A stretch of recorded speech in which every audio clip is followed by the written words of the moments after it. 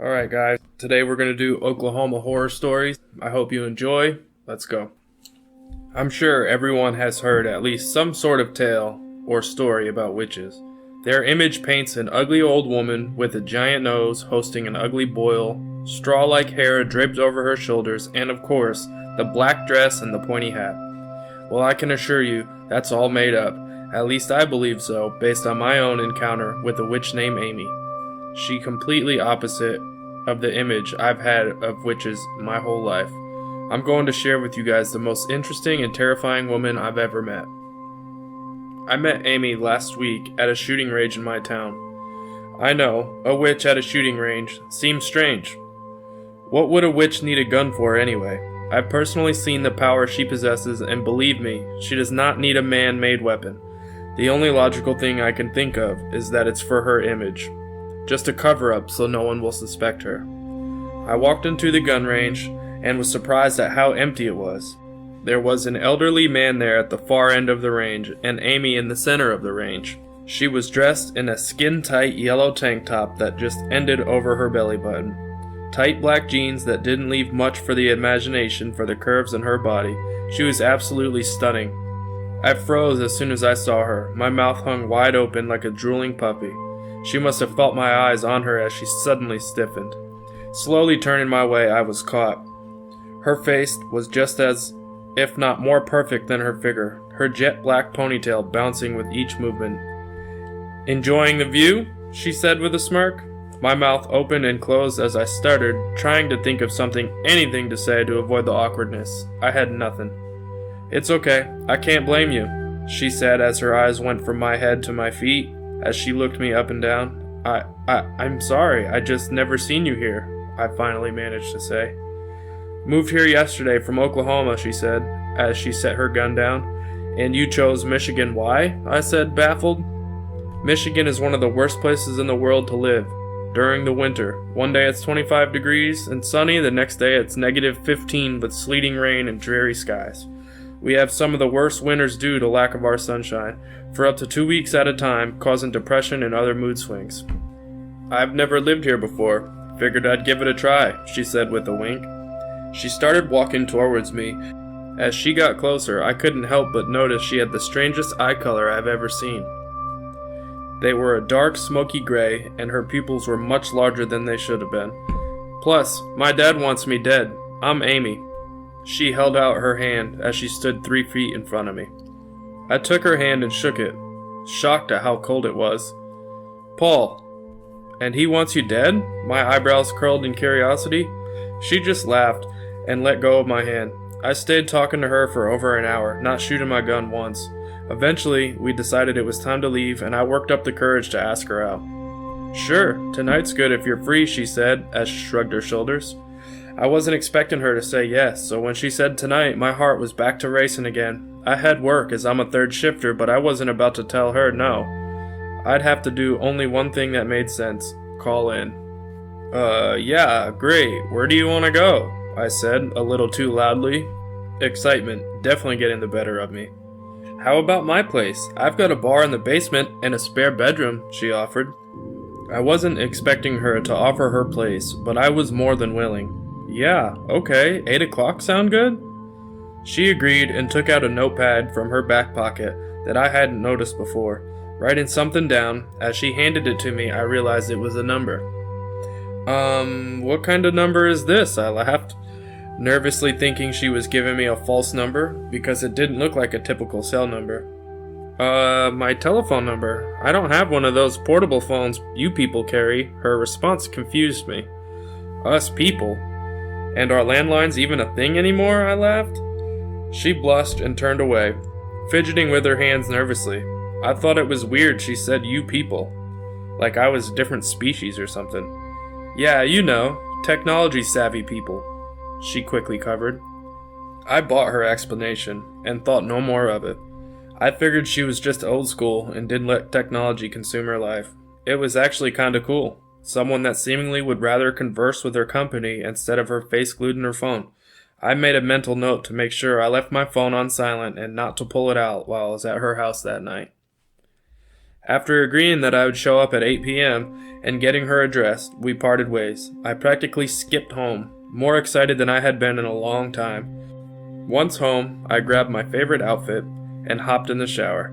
The rest of the day flew by as I nervously waited for 7:30 to come so I could head out. Once it finally came, I left the house in one of the best moods I've ever been in. She only lived about 10 minutes away, so I decided to stop and grab a bottle of champagne on my way. I ended up being a little early, so I waited in my car on the street by her house, not wanting to show up too early, looking desperate. While sitting in the car, I heard what sounded like two men walking up behind my car talking to one another. "Do you think she's really here?" one of the men said. "Her dad says his resources saw her earlier today, so she's gotta be. Just don't let her see us. You know what happened to Carter," the other one answered. "She can't be that powerful. It's not possible," the first guy spoke again. I knew they were talking about Amy, given the comment she said about her dad earlier. What I didn't understand was what they meant by powerful. Did they mean her wealth and resources? Did she have political friends or law enforcement that could make people disappear? I was starting to get a bad vibe about the whole thing. The two men I heard talking were now past my car, using the shrubs on the side of the road as cover to sneak toward Amy's house. I was about to call the number she gave me to warn her, but movement about 50 feet in front of the two men caught my attention. I strained to get a better look at what I was seeing, and when I did, my blood ran cold. It was Amy, only from what I could tell, her facial features were off. She was too far away in the dark for me to pinpoint exactly why, though. All of a sudden, the air around me changed, as if there was an electrical current causing a static vibe to the air. The two men froze and looked at each other. "Come here, boys," Amy's voice called into the night, followed by hysterical laughter. The men both took off running my way, with looks of horror plastered across their faces. There was a blur of movement behind them, and almost instantly the blur rushed past them and stopped, blocking them both. Once it stopped moving, it was clear it was Amy. My eyes opened wide in shock. "No, please, Amy, you don't understand." One of the guys held his hands up, begging her to stop. In one swift movement, she grabbed his throat and picked him clean off the ground. A horrible crunching sound filled the air as she crushed his windpipe. He dangled limply in her grasp before she dropped him, sending his limp body crashing to the snow-covered concrete.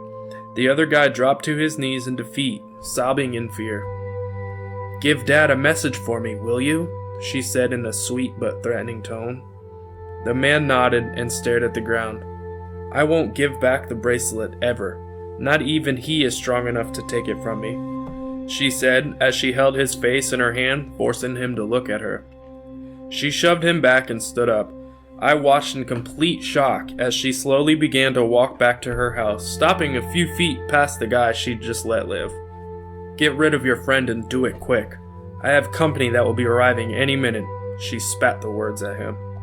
He nodded and got up and walked over to his dead friend, picking him up and putting him over his shoulder. Just when I didn't think I could take any more surprises, the man holding his dead friend jumped and shot into the sky like a rocket, disappearing from my view in less than a second. Amy walked back to her house calmly and walked into the front door. As soon as she was back inside, I started hyperventilating.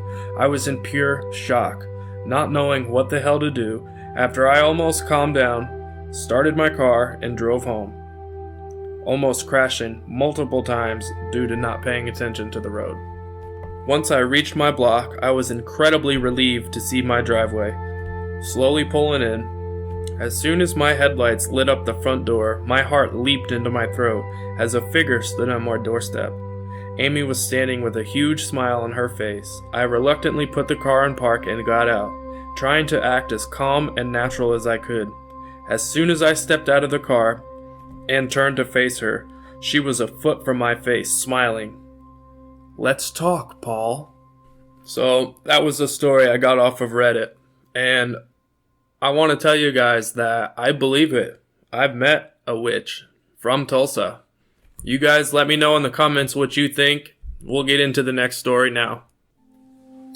Hello, my name is Nathan Young. I work as a security officer in a small town outside of Oklahoma City. I ain't ever experienced anything weird, like ghosts and stuff, but what I saw last week, that was real shit. So I was sent to go work a scrapyard, and they had me doing the graveyard shift, a 12-hour shift, midnight to noon, and I was doing fine for the first few hours, doing my patrols every 2-3 hours, and after my second patrol, I heard a loud bang come from the north side of the yard. They have us officers sit in a tiny booth near the south side of the yard along a fence. So, when I heard it, I had to walk quite a distance to where I thought it had come from. As I approached the north side of the lot, I saw that the trunk of one of the cars in the lot was open. Obviously seemed fairly normal. There are multiple cars there, all trashed, so I left it and continued to patrol. I didn't hear anything else or see anything, so I went back to the booth. When I got there, though, something was strange, and the booth was completely fogged up on the inside, like when you take a hot shower and the mirrors fogged up. As I got closer, I noticed that the light on the inside was flickering, and I saw someone or something standing in there. At first I thought I was seeing stuff, so I shook my head, cause I coulda, just been tired, but as I kept walking closer, it was still there. I got to the booth and I was getting ready to open the door, when a hand slammed against the window on the door. I jumped back, scared. I was terrified. I slapped my face and mentally prepared myself for what would happen. When I opened it up, what would I see? Shit, I wasn't prepared at all. I grabbed the knob and slowly opened it. The sounds of the hinges creaked. No one was there. It's like it vanished.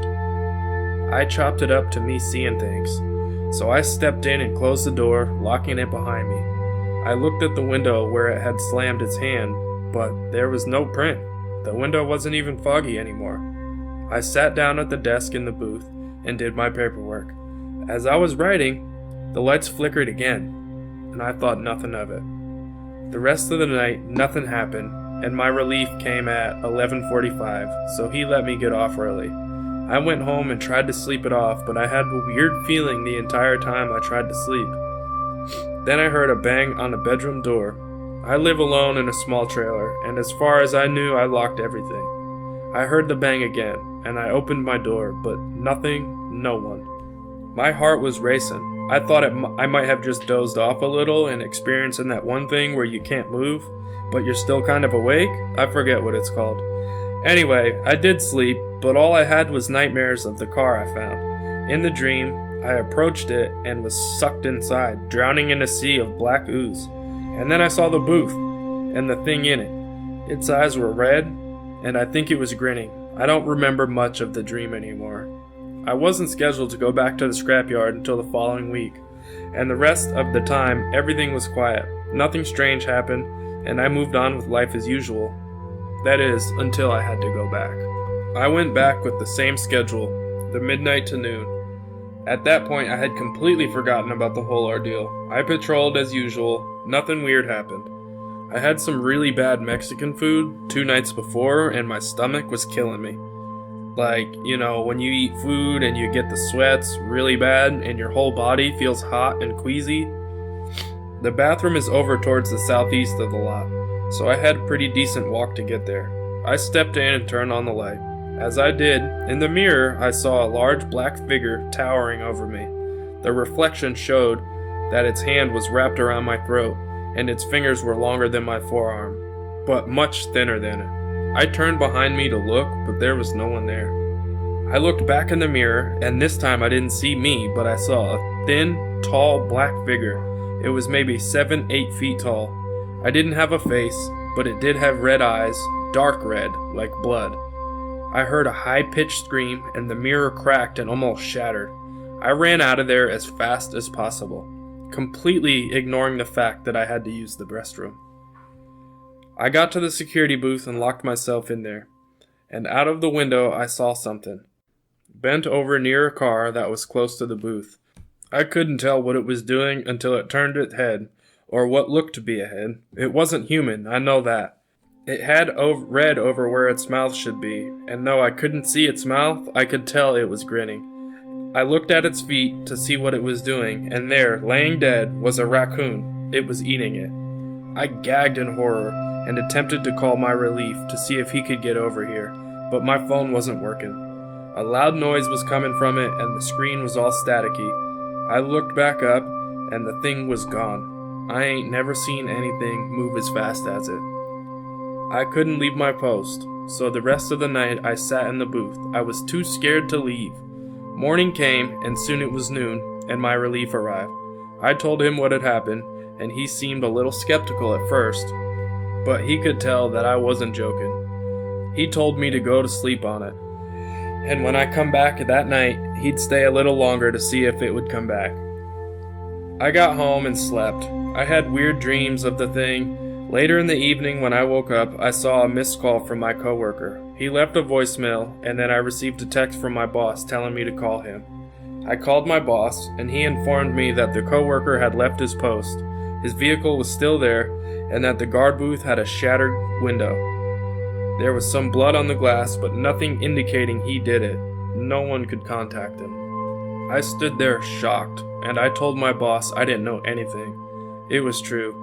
So after talking over my schedule and some other things, we ended the call. I looked at the notification for the voicemail. My stomach dropped. I clicked and listened to it. All I could hear were screams and a high-pitched tone. Then I heard glass shatter and someone grabbed the phone. The rest of the voicemail was heavy breathing and then static. I was horrified. My boss kept me on the scrapyard for one final week until he could get someone permanent to work there. He moved me to work in hotels. Every now and then when I'm home, I hear a high-pitched noise and what sounds like someone saying help, but it goes away very quickly. I don't know what I seen or if it was real, but I knew that I had to get the story to someone who might know. I'm open to whatever anyone thinks it might be, or they can just rationalize what happened that night. I'm just glad this story is going to be heard. I don't want this happening to anyone else. Now, I don't know about you guys, but that sounds absolutely terrifying, and I would have left the second I experienced any of that. That's just me. Let me know what you guys think. Okay, let's jump right into the third and final story of this video. Hi all, this is my first post here. When I was 15, I moved to Tulsa, Oklahoma with my sister and mom to live with an uncle I had never met before. As horrible as he is not the main focus in this story. My uncle would pick up random men around the city and pay them to work for him. He owned his own tree trimming business, and he treated them all horribly. This one guy he hired, I won't state his name here, eventually moved in and started working regularly for my uncle. Let's call him S. He was a major alcoholic, but he seemed like an all-around nice, helpful guy. He would always offer to help with things I or my mom were working on. I remember a time he had bought cookie dough only for me to end up eating it. And when he asked what happened to it, and I admitted, he responded, "I don't blame you. It's delicious. That's what it's meant for." Soon after moving, he came in drunk to have a conversation with my mom in our living room. She obliged. Again, he came across as a very open-hearted, kind person, so it was a pleasure speaking with him. A while into the conversation, he slips in something unnerving. He tells her if there's anyone around who's harmed her or is making her life hell, he would take care of them. My sister recently rekindled an old flame, and he ended up moving out to stay here with us. Immediately upon his arrival, issues occurred between my uncle and him. Nothing too big, mainly arguments. Let's call her boyfriend M. Right before M moved out to live with us, he was depending on a huge settlement from a work accident. Well, he got it, and he kept it all in cash. Over the past couple of weeks upon his arrival, my sister and him quickly faded out of love. My uncle proposed a job offer to S about an apartment downtown. My uncle was also a carpenter. Houses, apartments, etc. The job proposal was that S move into this apartment to live while he worked on it, so my uncle didn't have to. Again, he picks up guys to work for him so he can give them shit pay because he's an all-around asshole. S happily accepts the offer. I'm sure because not only is he getting paid, but he gets to live apart from his abusive joke of a boss. After my sister and M lose interest in each other, he inquires about moving in with S to the apartment to live and help work. They end up both moving there. M's settlement money came within the month after his move into the apartment with S. We ended up moving into our house a few minutes away, and my sister lost contact with M. One night, my sister, mom, and I are all sitting in the living room, and my mom's phone rings, breaking the late-night silence. It's my uncle, only a few seconds into the phone call before her face contorts into that of disbelief and horror. I come and sit on the rug in front of her, inquisitive. I can tell by looking at her, I can tell by the cold shift in the atmosphere that something was horribly wrong. She's looking around the house, fretfully, in response to our caller. Okay, just calm down. Tell me exactly what happened. What happened? My uncle went over to M and S's apartment around 11 o'clock, I believe. When he arrives, he notices the door is slightly open. That's obviously a little unnerving. He pushes the door open, and the apartment is pitch black. He brings out his flashlight. There is someone on the couch, but they aren't in any relatively normal position. They're slumped over the arm. The head is on the seat. My uncle walks closer, calling out, M? S? The closer he walks, the more details magnify.